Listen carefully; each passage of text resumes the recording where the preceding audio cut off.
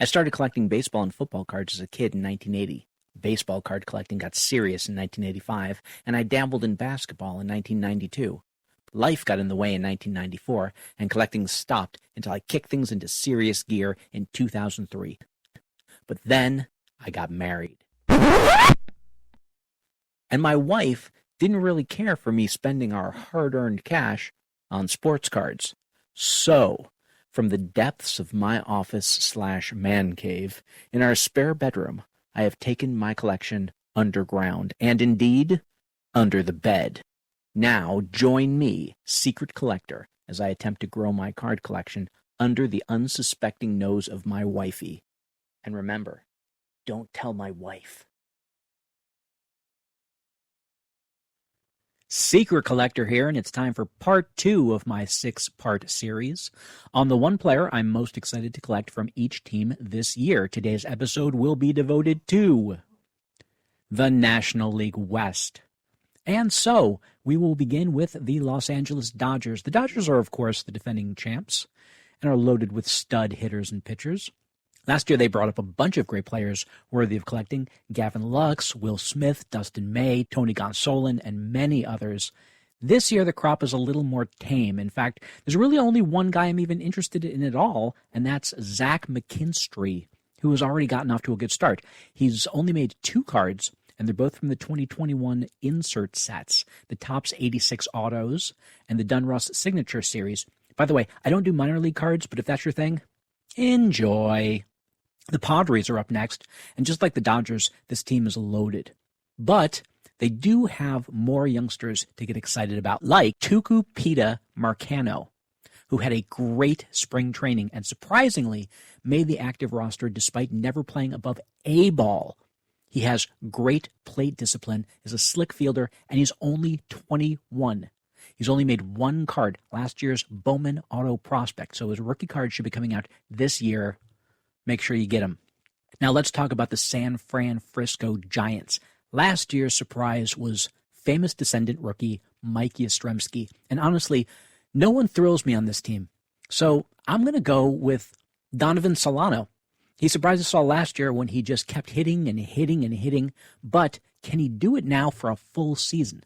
I just happen to already have his Topps 2013 rookie card. Seriously, just by chance, I've had it since 2013. But if he can match last year, there should be a whole new crop of Donnie Solani cards coming out. And it'll be fun to track down any that he's made in the intervening 9 years. He didn't play in the majors every year, so I have no idea even which cards he's made. Like there's a 2014 card. After that, I don't know. So it actually will be fun for me to do some tracking. Hey, I get off on weird things. Don't shame me. The Colorado Rockies are up next, and if I thought the Giants were uninspiring, they don't hold a candle to the Rockies.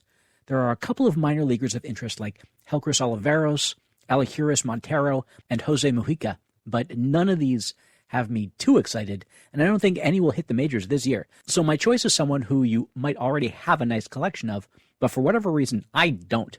That's Trevor Story. Yeah, we all know the guy is a monster.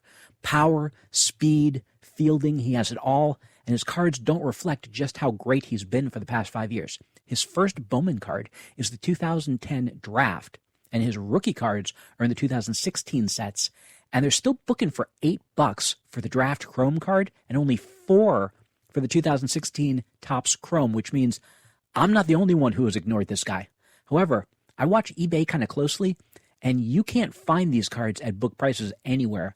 And I'm going to say this is the year that Trevor Story finally gets his due and becomes a necessary part of every collection. So go get him. And finally, we have the Arizona Diamondbacks. And really, there's only 2 guys that I care about on the D-back. There's Ketel Marte and Zach Gallen. And today we're going to talk about Zach Gallen. This guy, to me, is the new Jacob deGrom. He puts up a phenomenal ERA, but never gets a win because his team can't score for shit, as shown by his career 2.78 ERA in 27 starts.